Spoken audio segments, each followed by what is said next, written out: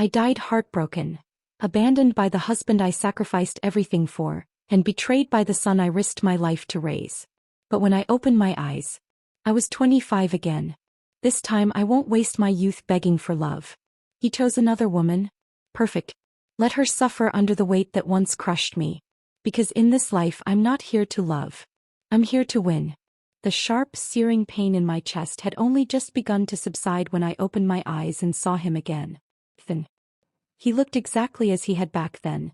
Young, striking, the pride of the village in his pressed shirt and polished shoes, his college degree practically glowing on his skin.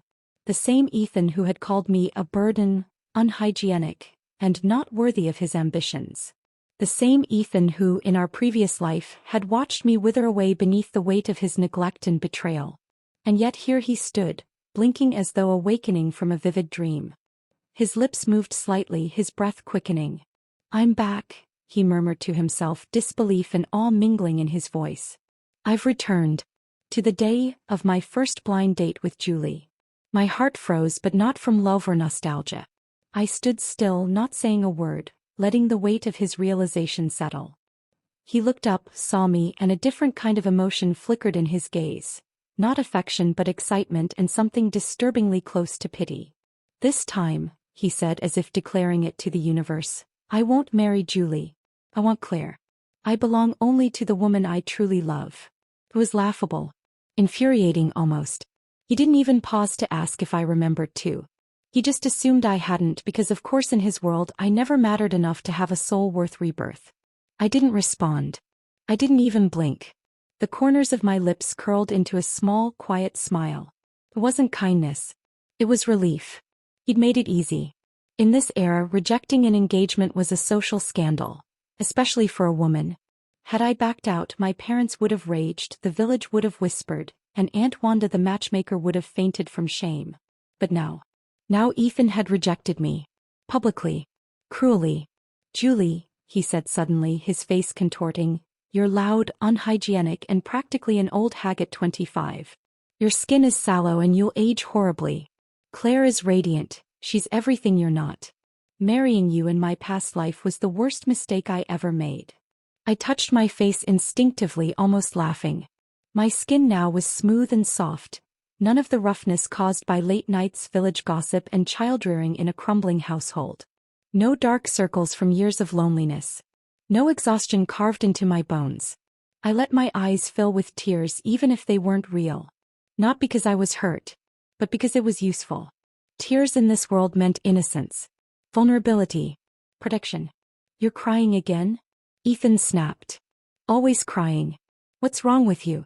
Did I even say anything that bad?" I said nothing. He scoffed. Pathetic.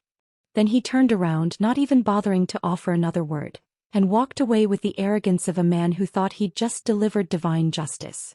I watched him leave, still silent. My tears dripped steadily down my face. But beneath them, a fire. Let him go. Let him chase Claire. Let him believe this life would be different, that without me holding him back he'd finally shine. Because now Claire would face what I once did. His needy, aging parents, the crushing debt, the endless chores, and the growing weight of disappointment. That sweet little smile of hers would curdle before the year was out. I almost wanted to send her a sympathy card. A sudden voice broke through my thoughts. "Oh, Julie, my heart."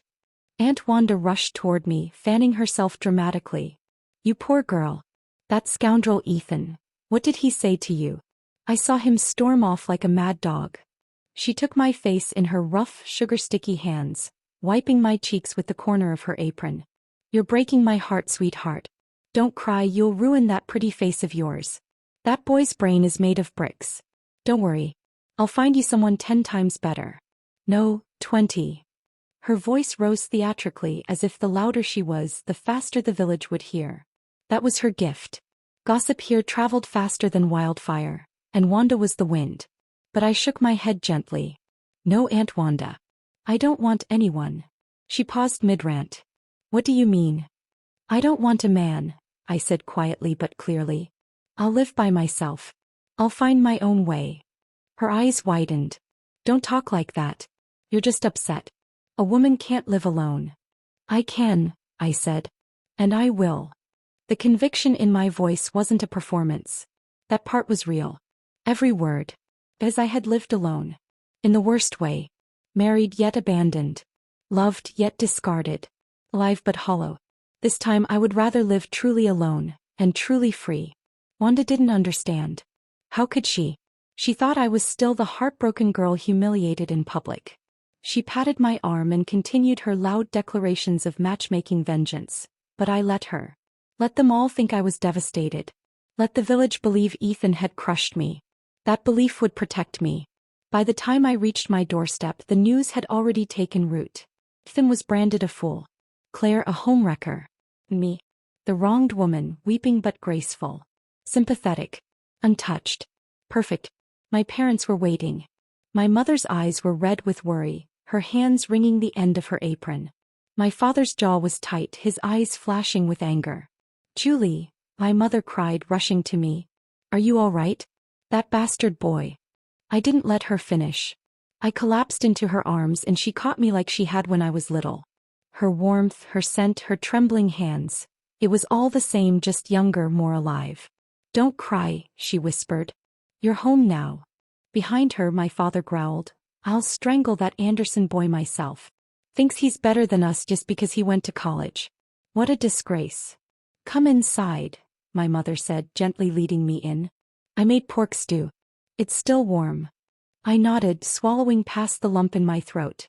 Not from pain, from the ache of second chances.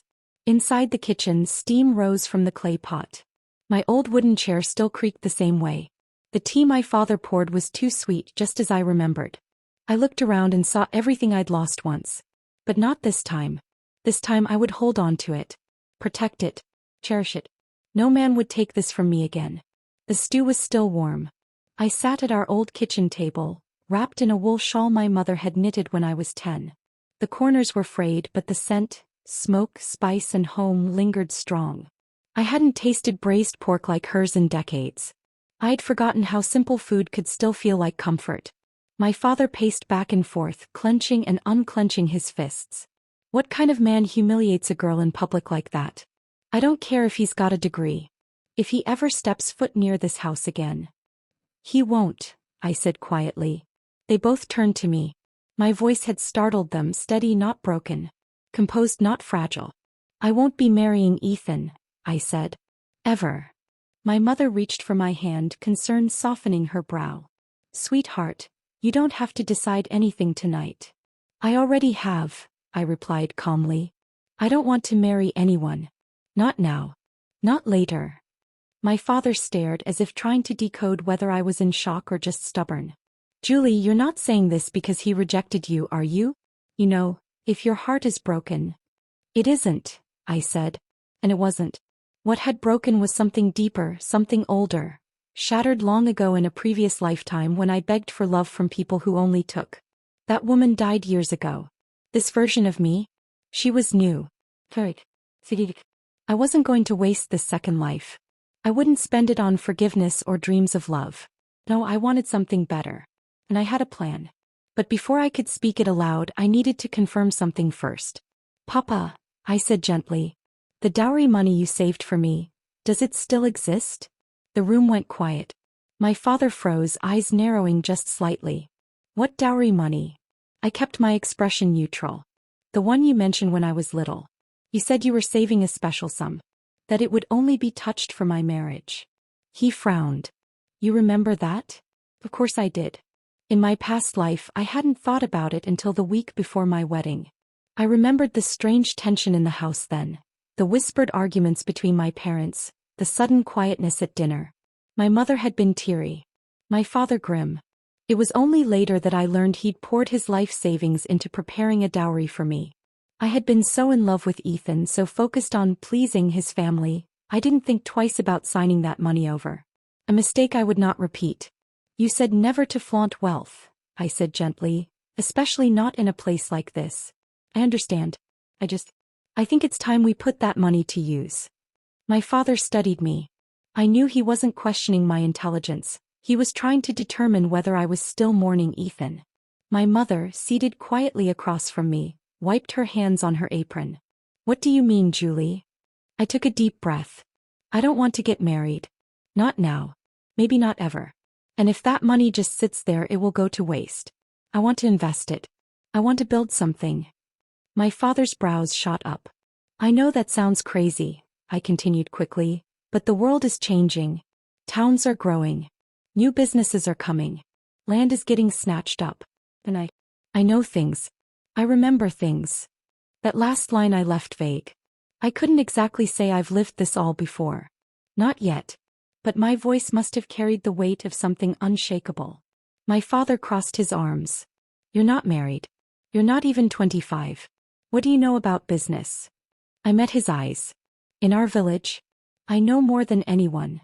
Silence. Then to my surprise my mother spoke. She's right, she said softly. Julie's always been clever. She takes after you, you know. He blinked. Let her try, she continued. What's the worst that could happen? We all knew the worst. Losing everything. Becoming the subject of ridicule. But I had plans, real actionable ones. Plans decades ahead of their time. After several long minutes, my father slowly sat down across from me. What exactly do you want to do? That was all I needed. I leaned forward and began to speak, not just about vague dreams but practical step-by-step strategies. Farming tools, preservation methods, cottage industry ideas, buying low-cost land near the township before prices surged, creating supply chains for goods the cities hadn't yet tapped from rural areas. His eyes sharpened as I spoke. And gradually I watched the shift. The skepticism faded. The pride returned. We struck a deal that night with only the oil lamp flickering above us. He would handle the logistics, the labor, and help me keep a low profile. I would handle ideas, finances, and future strategy. If we made a profit, we'd split it evenly. If we failed, we'd try again. No lectures. No shame. Just a clean start. That night, as I lay on my childhood mat again, the rough weave scratching gently at my skin, I smiled into the darkness. This was real. This was mine. Let Ethan chase Claire. Let him think he was living a better life. I knew how their story would end. In my past life, Claire had abandoned him repeatedly in pursuit of wealthier men. But now she had married him before his success. Which meant something had changed in their timeline too. What did he promise her? What was she after? I didn't know yet. But I would find out. The next morning, while the roosters still crowed, my father and I walked to a nearby field where we had once planned to expand our vegetable patch. He was unusually quiet, a basket of tools slung over one shoulder. I carried nothing but my resolve. We'll start here, he said finally, pointing to a corner plot. You want to sell pickled vegetables in the city? We'll need barrels, salt, labor. I know who to talk to. I nodded. And I'll take care of branding, packaging, and transport. He looked at me sideways. Branding? What kind of nonsense word is that? I grinned. You'll see. We spent the next week getting started quietly. My mother handled our meals and the books. I handled projections and early contacts. My father, though cautious, seemed energized by the pace. For the first time in years, maybe ever, he didn't treat me like a delicate flower waiting to be married off. He treated me like a partner. News of my rejection by Ethan continued to spread across the village, each version more dramatic than the last. Some said I had tried to poison myself. Others claimed Ethan had already eloped with Claire. Either way, I was no longer considered a viable match. And that was exactly what I wanted. No more proposals. No more watchful eyes. Just space. Freedom. Power. 6 days into our venture, Aunt Wanda dropped by again, smelling of molasses and vinegar. Julie, she began, there's a merchant family from the east. Wealthy, refined, no ties to Ethan's people. Interested in you. I looked her straight in the eye. No. But dear. No. He stared stunned. Then sniffed and turned to my father. And you're letting this girl throw away her future? He didn't answer. Just kept his eyes on the ledger I had updated that morning. After a long pause, she left, muttering something about modern girls and doomed lineages. We both laughed once she was gone. That evening, as we counted the day's small profits, my father finally said, "You were right." I looked up. "About not marrying," he said. "Not yet, at least. You're capable. More than capable." The words meant more than he knew. Because in my past life I had died a wife. A mother. A tool. This time I would live as something far more dangerous. A woman who owed no one anything. And had everything to gain. 3 weeks after my father and I began our venture, the first real profits came in. It wasn't much, just a small order of preserved vegetables sold to a tea shop in the nearby township.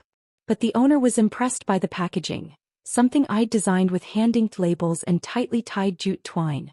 It looked polished, deliberate, city-like. They asked for more. From there the momentum built. Slowly at first, then like rolling thunder gathering strength. My father and I developed a rhythm. He rose before dawn to inspect the crops and oversee the hired hands.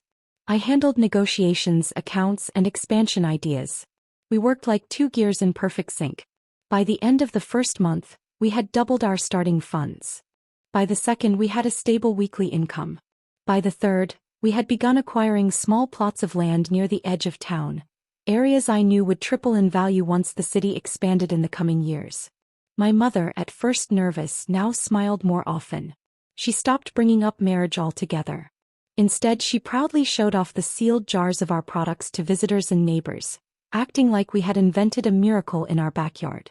What no one knew, and what I made sure they didn't know, was that we were already richer than most families in the county. But we kept living like we were poor.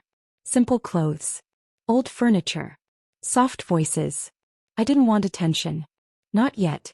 In my past life, I had watched too many people rise too fast, drawing envy like moths to a flame. I wouldn't make that mistake. Instead, I focused on building connections. Quietly. Strategically. When the mayor's son visited our village for an agricultural review, I gifted him a basket of our products. Nothing flashy, just thoughtful. When a local doctor needed help financing medicine distribution, I offered a low-interest loan, signed under a different name. These were people I knew would become powerful in the years to come. I didn't need them to thank me now. I only needed them to remember me later. Meanwhile, news about Ethan and Claire trickled in, mostly through gossip, and often over dinner. They said her parents made a huge scene at the Anderson house. My mother said one evening, scooping another spoonful of lotus root soup into my bowl. Demanded double the bride price at the last minute. Threw shoes at Ethan's uncle. I nearly choked. They what? My father snorted. Serves him right. Bastard thought he could insult my daughter in public and still get a smooth wedding. I took a slow sip of tea to hide my smile. Claire in my past life had always carried herself like a delicate lotus, untouchable, too gentle for the harsh world. But her family, brutal merchants, they valued sons and silver. And now that she'd gotten herself pregnant, they weren't about to let Ethan off cheap. I pictured him in his pressed shirt, trying to explain to his frail parents that they had to borrow money, again, just to satisfy his lover's greedy relatives. That had to sting. You know, I said casually, I didn't ask for any bride price. In fact, we brought a dowry. My mother sighed. I remember. I still regret it. So do I, my father muttered. We sat in silence for a moment. Then my mother said, and now Claire's pregnant and they're rushing the wedding. The whole village is talking. I tilted my head. Already? She nodded. Her family caused such a ruckus, the Andersons had no choice but to agree. I heard Ethan's father had to go door to door asking relatives for loans. Of course he did. In my last life I had walked into the Anderson home with humility. I brought money, manners, and respect. And still they looked down on me. Claire, however, brought chaos, and Ethan stood there defending her just like he had once defended burying her in my grave. Now he would finally get to live with the consequences of choosing love over loyalty. A few days later I saw them. It was market day, and I had come early to scout materials for expanding our production line. I wore a simple beige blouse and tied my hair back with an old ribbon. I looked ordinary. Intentional. But Claire?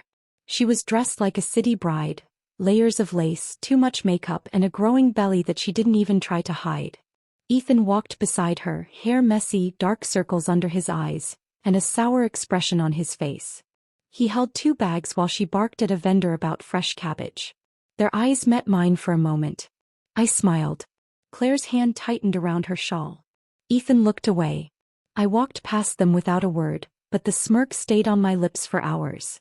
That evening, as I updated our ledgers and balanced the books, my father sat beside me, reviewing one of our newer plans, buying a small mill near the river. Julie, he said suddenly, you really don't miss him? Ethan.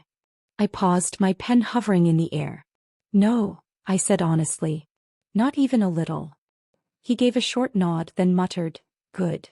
Then to my surprise he leaned back and looked at me with something more complicated in his gaze. Not just pride but awe. You know, he said quietly, I used to think daughters had to be married off for them to have a future. That if I saved dowry, it meant I was doing my duty. He looked at my hands, ink-stained and steady. But I was wrong. You didn't need a husband. You needed a chance. I swallowed. That night I sat on the rooftop and stared at the moon. The wind smelled like rice and tobacco. Somewhere in the village someone was singing an old lullaby. And I thought, I am free. Truly free. No one owns me. No one defines me. And the best part? No one sees me coming. It was a warm afternoon when they came back. The sun high, the fields buzzing with late summer cicadas, and I was seated on the porch of our family home, reviewing supply invoices with a cup of barley tea in hand. Then I heard them. Julie, Ethan's voice called, uninvited and far too casual, as if he were an old friend dropping by. I didn't move. I didn't look up. But I could already feel the tight coil of disgust building in my throat. They stepped into view a moment later. Ethan in wrinkled clothes and sweat-stained collar, and Claire, pregnant and smug, her hands resting proudly on her belly like a trophy. I know you still have feelings for me, Ethan said with a smirk. But the position of wife belongs to Claire. I finally raised my gaze. His face looked thinner than before, his eyes darker, as if rest had long abandoned him. You, he said stepping closer, can be my mistress. The audacity. Claire leaned against him, her grin poison sweet. You shouldn't miss this opportunity, Julie. After all, Ethan is the only college graduate in the village. I set my tea down gently, brushing the dust from my sleeves as I stood. Get out. Ethan blinked. Julie, don't be so emotional. I'm offering you a place in my life. You should be grateful. Claire smirked. I pointed at the gate. You both of you leave. Now. He frowned. Don't push your luck. In 6 months I'll be rich. If you don't beg for me now, you'll never get the chance. I laughed. Are you going to get rich by dreaming about it during your naps? His face darkened. Seeing he was losing control, he rolled up his sleeves and took a step toward me. You still have that tongue, huh? That's why no man will ever like you. His voice was sharp, the same tone he used to use in our past life when I spoke out of turn or dared to cry. Let me tell you something, he continued. A woman should be gentle and obedient. Even if you can't be my wife, you can still serve a purpose. Bring your dowry money, take care of my parents, and maybe if you behave, I'll let you have a son with me. Claire laughed. And I snapped. You think I want to give birth to a son who'd grow up to be you? He opened his mouth, but before he could speak, footsteps thundered up the path. Julie. My parents rushed in from the fields, fury in every step. My father threw himself between us, arms spread. My mother didn't say a word. She picked up the shovel leaning against the wall and struck Ethan squarely on the shoulder. Ethan screamed. Uncle, it's me, Ethan. Don't hit me. You used to like me. My father growled. In your past life maybe. But in this one I wouldn't trade you for a dead rat. Ethan stumbled back, holding his arm. Claire screeched. How dare you? Do you know who you're hitting? My father took a threatening step toward her, and she darted behind Ethan like a coward. Leave, I said one final time, my voice cold. Before we bury that shovel in your legacy. They fled, Ethan clutching his bruised shoulder, Claire tugging at her silk scarf and shrieking curses. Thought it was over. I was wrong. The next morning they returned, this time with backup. Ethan's cousins. His loud-mouthed aunt. And even the village chief. They crowded at our gate, shouting demands and accusations. My mother gripped my arm tightly, lips pressed into a thin line. My father looked like a storm about to break. Jen, the village chief said to my father, I know what Ethan did was wrong, but... My father's eyes narrowed. An elder from the Anderson clan stepped forward. We can't just let this slide. Are you trying to start a feud between families? Is this how you repay years of goodwill? My father roared. He called my daughter a mistress. He offered her scraps. And now you come here like she's to blame. They argued, voices rising. Then I went inside. And returned with a cassette recorder. The moment Ethan had first approached me, offering me humiliation wrapped in honeyed tones, I had recorded it. Now I pressed play. The audio buzzed slightly before Ethan's voice crackled through the speaker. "Julie, you're loud, unhygienic. Marrying you was the worst mistake I made." Then Claire's voice. "You should be honored to be Ethan's mistress." And finally Ethan again. "If you bring your dowry money and take care of my parents, maybe I'll let you have a son." The courtyard fell silent. Eyes widened. Mouths dropped open. Some villagers stifled gasps. Others laughed openly. Someone whispered, "Even dogs have better manners." The recorder clicked off. I didn't say a word. My father turned toward the Anderson clan and spat on the ground. "That's your golden boy." And then he grabbed the shovel again. The Anderson relatives scattered before he even raised it. Ethan wasn't with them that time. Likely too ashamed to show his face. The village chief gave me a long, unreadable look and said nothing. He knew the damage was done. Within hours the entire village knew what had happened. Every household whispered about Ethan's fall from grace. His college degree no longer impressed anyone. He became a joke. And I became untouchable, not as a pariah but as a woman wronged and dignified. After the chaos my parents sat me down. "This village," my mother said gently, "may not be safe for you anymore. Too many mouths. Too many eyes. We'll move to the city," my father said. "To that house we bought years ago." Quietly. No farewells. I nodded. "Let's go." In the city everything was different. New air. New faces. New rules. I reinvented myself again. No longer the weeping bride or the bitter ex-fiancée. I was just Julie now. Focused. Clear. I registered our growing enterprise under a proper name. I created logos. Hired help. Outsourced branding and packaging. Joined trade associations quietly, using aliases when needed, and learned everything I could about market movement, real estate, and medical investment. In my spare time, I visited clinics and listened to doctors talk about early cancer detection and prevention. In my past life I lost my parents too early. I didn't intend to repeat that mistake. Evenings were quiet. I worked until my eyes blurred, sipping tea in a silent room, surrounded by stacks of contracts and future blueprints. Sometimes I thought of Ethan. Not with rage. Just with the cold indifference one reserves for failed experiments. His presence in my mind became fainter by the week. He had once been the sun in my world. Now he was just static noise. 7 months passed like water slipping between fingers. In that time my factories doubled then tripled in size. We launched new lines, spiced pickles, dried mushrooms, medicinal teas, all packaged under an elegant new brand I designed myself. What started as a humble venture had quietly bloomed into one of the most promising small enterprises in the region. We continued to live modestly, though no one who looked closely could miss the transformation. We had moved into a larger townhouse, our clothes a little finer, our shoes newer. I hosted meetings over tea with emerging local business owners and invested in a few promising ventures from small-town dreamers with big ideas. Everything I had touched, carefully, strategically, was flourishing. And Ethan? He had vanished from gossip.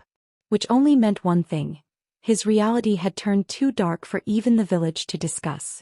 Then one afternoon as I was reviewing export logistics in my study, my assistant knocked gently. "There's a visitor, Miss Julie. It's the mayor from your old village." I raised a brow. "Let him in." The old mayor entered hesitantly, hat in hand, face pale and sweat beaded. He had aged since I last saw him and now looked more like a beggar than an official. "Miss Julie," he began, "forgive the intrusion, but it's the Anderson family." Of course it was. "They're in a desperate state," he continued, wringing his hands. "Ethan's parents, they're both bedridden. Without kidneys. They won't survive long. And their grandson," he hesitated. "Speak plainly," I said. He lowered his eyes. "Claire tried to sell the child. To traffickers. Ethan found out in time and managed to stop it, but..." I felt a flicker in my chest. Not pity, never pity. Just surprise. Even I hadn't expected Claire to go that far. "She's mad," he went on. "The authorities won't take her. She screams nonsense. Says the boy isn't hers. Says he's yours." My hand froze on the edge of the teacup. "She what?" He nodded vigorously. Says Nikki, that's the boy's name, is your child. Not hers. A sharp chill passed through me. No, it couldn't be. But then again, what if? My son from the previous life. The one who had defended Claire. The one who said I was the worst mother. Could it be? I said nothing. The mayor cleared his throat. The child has a birthmark. Dead center of his forehead. I stood abruptly. I didn't ask to see proof. I didn't need it. That evening I sat alone, rereading the latest report from my private investigator. He had confirmed what I already suspected. Claire had been reborn too. In her previous life she had stayed hidden, Ethan's secret, his fantasy. She was never recognized as his partner publicly, always hovering in the shadows. He hated that. This time she had flipped the script. She had married him. Ruined me. Tried to live out the life she thought she deserved. She wanted to make me the mistress and herself the wife. It had worked for a little while. But life always catches up. The next morning I dressed simply and rode with the mayor back to the Anderson household. He spoke nervously the entire ride, explaining Ethan's desperate state. He's lost everything, the mayor whispered. No income, no respect. His eyes are hollow. He mumbles to himself. And Claire, she's locked in a psychiatric ward now. She attacked a nurse last week. I said nothing. As we approached the house, the stench reached us first. Rot, mildew, and something worse. Decay. The wooden fence was broken. Chickens roamed freely. The roof sagged. Come out, the mayor called. You have a guest. The door creaked open. And Nikki stepped out. I gasped. He looked exactly like my son from my past life. Same wide eyes, same mouth, and unmistakably the same red birthmark on his forehead. He stared at me. Mom, he whispered, almost breathless. You were this beautiful when you were young? There was adult recognition in that voice. That tone. It was him. I smiled faintly. What nonsense are you talking about? A man behind me sneered. He's delusional. That woman is not your mother. I turned. Ethan stood there, or rather what remained of him. His once pristine hair was matted, his shirt stained, skin pale, and eyes sunken. He looked like a man who had lost everything and refused to admit it. Julie, he said, stepping forward. I knew it. I knew you'd come back. I knew you still cared. The mayor stepped between us. Stay back. But Ethan's voice grew louder. Why else would you fund my parents' care? Why else would you show up at my door? I didn't answer. I looked at Nikki instead. He was filthy, small for his age, clearly neglected. And yet he stared at me the way my son never had before, not with disdain but with regret. I'm not your mother, I said coldly. Nikki's face fell. But, he began. I wouldn't have raised such a filthy, spineless child. His lips trembled. And I turned away. Inside the house was worse than I imagined. Ethan's parents were frail, skin spotted with sores, their bodies reeking of infection and urine. Flies buzzed around the bed. There was no food, no care, no dignity. I called the mayor aside. How much to keep them alive for another month? He gave me a number. I wrote the check. For medical only, I said. Nothing more. He nodded. Ethan followed me outside, still shouting. Julie, please, give me one more chance. I was wrong, I was stupid. But you're the only one who can fix this. The mayor lost his temper and picked up a stick. Get back inside before I break the other arm. Ethan scrambled away, clutching his shoulder like a frightened rat. I watched in silence. That man, the one I had once loved, was gone. There was nothing left of him but desperation and rot. Not even a memory remained. That night I returned to my study and pulled out an old photo. Me, Ethan, and our son from our past life. It had been taken before the betrayal, before the grave was offered to another woman. I stared at it for a long time. Then I set it on fire. Let the past burn. Let it all turn to ash. Because in this life I would save no one but myself. I didn't visit the Anderson home again. One time had been enough. After confirming the truth, that Claire had descended into madness, Ethan into ruin, and Nikki into a child haunted by memories he didn't fully understand, I severed the last emotional tie. I returned to the city with no intention of looking back. Instead, I threw myself deeper into building the life I should have had all along. Our small business had grown into a regional brand. Now it expanded beyond products. into clinics, herbal medicine, and finally modern research. I began funding cancer research centers anonymously. Not because I was ill, but because my mother had died too young in my previous life. Quietly. Without ever being diagnosed until it was too late. This time I would not lose her. And while I poured time and wealth into medical progress, the ghosts of my past lingered at the edge of my estate. Nicky. My staff mentioned him first. A thin boy with a red birthmark on his forehead, lingering near the gates, sometimes just watching. He doesn't speak to anyone, my groundskeeper once said. Just stares. Like he's waiting. I knew what he was waiting for. But I never acknowledged him. I would not. Ethan, however, refused to disappear so quietly. He started sending flowers. First roses. Then lilies. Then an awkward bouquet of baby's breath tied with a pink ribbon. A ridiculous attempt at sentimentality. Then came the notes. Let's start over. I still remember our life together. You were the only one who truly cared. I burned each one without reading more than the first line. But Ethan didn't stop. One morning he barged into my home. My assistant screamed. My guard tried to hold him back, but he pushed through like a man possessed. Julie, he shouted, breathless. You have to listen to me.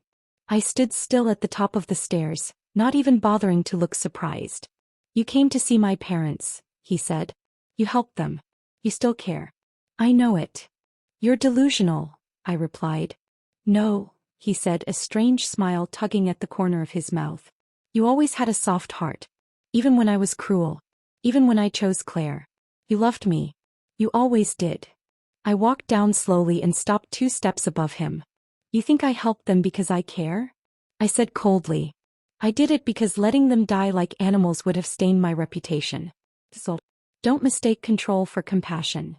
But Nicky is not my son, I snapped. He recoiled. I stepped past him and gestured for the guards. Escort this man out. If he returns again, involve the police. He struggled as they dragged him out, screaming, Julie, you loved me. You loved me. The door slammed. Peace returned. But not for long. That week I received troubling news. Ethan had begun ranting in public, screaming in the market square that Claire ruined his life, that she tricked him, that Nicky wasn't his child. He blamed her for everything. The debt, the shame, even his own breakdown. Neighbors said he would cry one moment and rage the next. He was often seen talking to himself, tearing up old family photos or shouting toward the riverbank. Then one stormy evening he disappeared.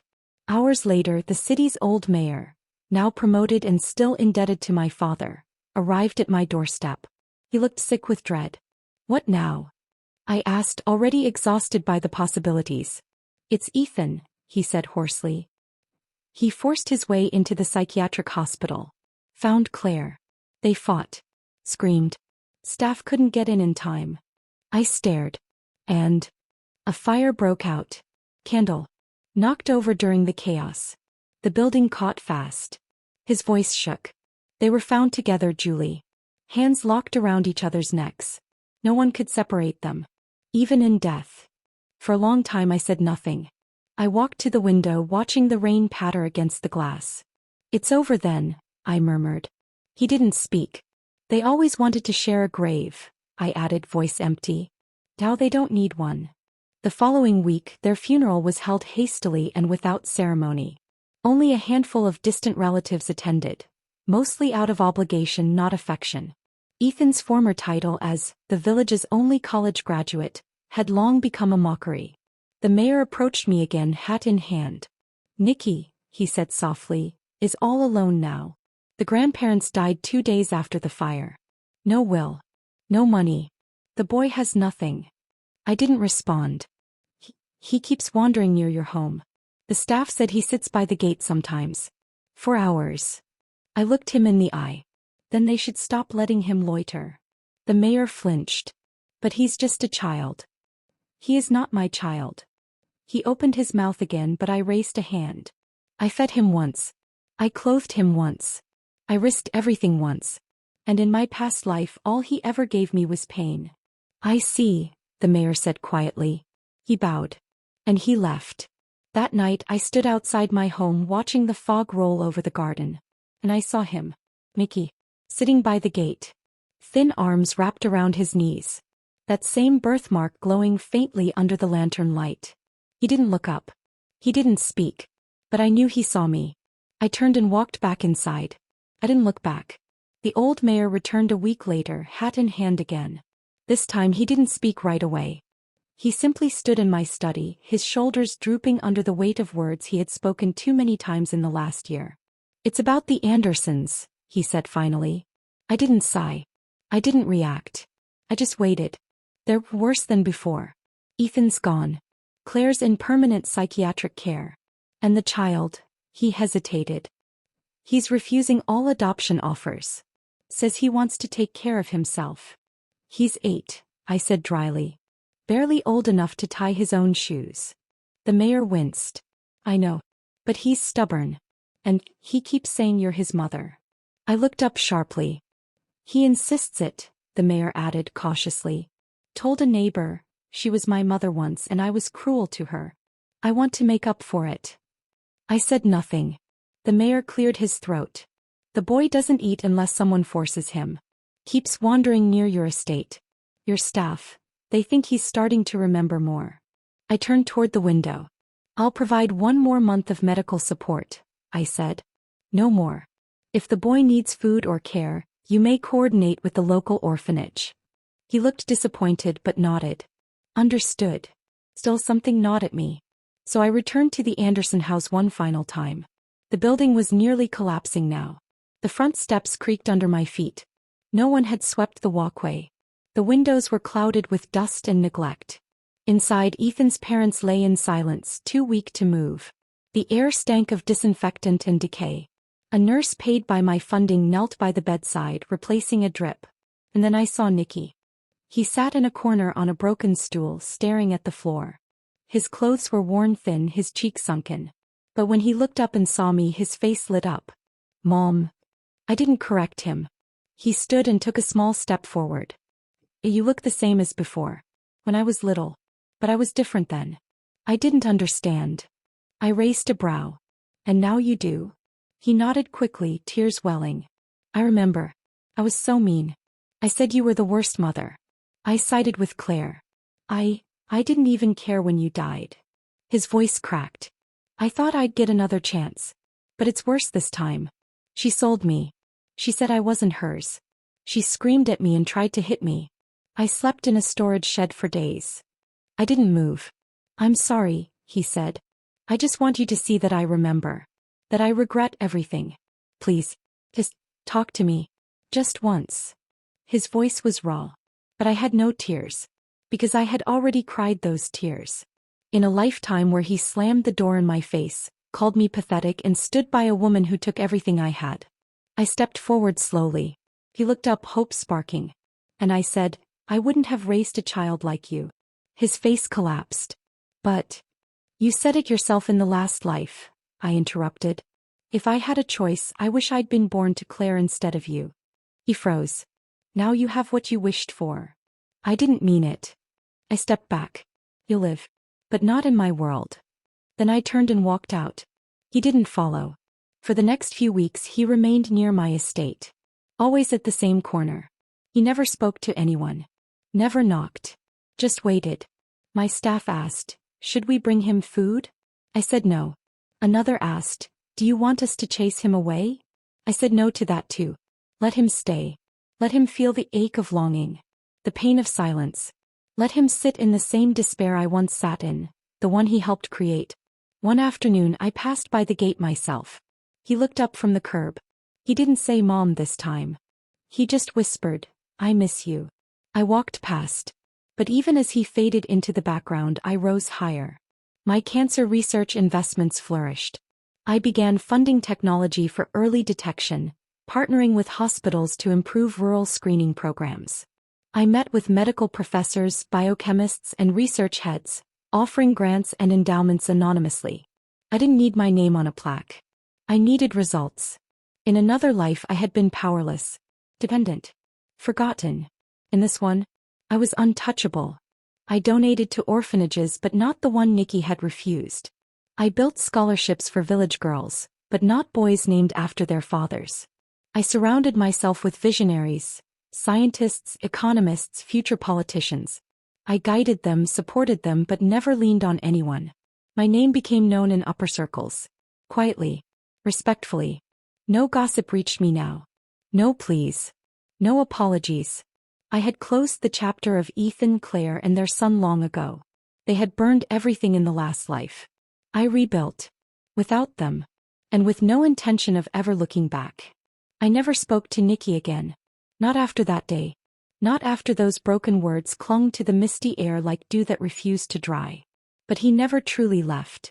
Over the years I saw him now and then. A boy growing into a young man with hollow eyes and a hunched back, wandering near the edge of my estate like a ghost tethered to a memory. He never crossed the threshold. Never called out again. He simply waited. But I no longer waited for anything. I was too busy living. The empire I had built was now untouchable, spanning across counties, quietly influencing markets I had once only dreamed of. We entered food logistics, organic farming, export chains, and urban tech partnerships. But it was medicine where my legacy truly bloomed. The cancer research project I began funding expanded into 3 centers across 2 provinces. My investments fast-tracked affordable diagnostics to rural clinics. Families no longer waited months for detection. People survived what had once seemed inevitable. And all of it quietly carried my touch. No statues. No names etched in gold. Just impact. Just results. People often asked me if I was lonely. I suppose that's what they saw from a distance. A woman of means, never married, childless by all social records, living alone in a white-walled villa on the edge of the city. They never saw the lives I had already lived. The love I had once died for. The child who had cursed me. The man who called me unworthy. They never saw the woman who rose from that grave. Sometimes I stood by the edge of my balcony and looked out toward the orchard. That's where Nicky sat now. He was older, perhaps 16, his limbs longer, the hollow in his cheeks a little less severe. But he still watched the trees. Still waited. He worked odd jobs to survive. Refused charity. Refused housing. Too proud to beg, too ashamed to leave. He never approached. But I knew. He had remembered everything. The past life. His cruelty. His choice. And now, in this one, he carried the burden of that knowledge in silence. I didn't punish him. I simply let time do what I no longer needed to. And I ensured, without ever letting him know, that he was never truly without food or shelter. My staff knew to let it happen quietly. A job offer here, a second-hand jacket there. He would never know it came from me. It wasn't forgiveness. It was simply closure. The Anderson name disappeared from village records after the fire. Their land was absorbed, their debts dissolved, their home torn down. Nothing remained. As for Claire, history would forget her entirely. And Ethan? Some said he was a fool. Others said he was unlucky. Only I knew the truth. He had been given the same gift I had. And he squandered it, again. I kept a journal now. Not for nostalgia. But for clarity. In its pages were my plans for the next 10 years. Expansion into renewable agriculture, sponsorships for first-generation female college students, and a long-term vision to create a national center for rare cancer treatment. I wrote in it every Sunday, curled beside the same oil lamp I'd used to plan my first venture with my father. My parents still lived. Still laughed. My mother made pickles for the house staff, and my father tinkered in the workshop every afternoon. Their health was strong, their smiles sincere. And I had saved them. This time I had saved them. On my 35th birthday, I sat on the villa's garden bench alone. A cake untouched beside me, a small flame dancing on the single candle. I didn't make a wish. Because for the first time in 2 lifetimes, I had nothing more to wish for. Everything I needed I had earned. Everything I wanted I had become. That evening, as the candle melted to nothing and the stars stretched across the sky, I heard quiet footsteps beyond the gate. Mickey. He stood there in the shadows, hands in his pockets, shoulders thin beneath a patched jacket. He didn't come closer. He didn't speak. He just looked at me. And this time I looked back. Not with anger. Not even with regret. Just finality. He bowed his head. Then walked away. This time for good. I sat in the dark for a long while. The crickets sang. The wind shifted. And in that quiet I smiled. Not for what I had built. Not for what I had survived. But for who I had become. I had lived for a man once. I had died for a son. No. I lived for no one but myself. The end.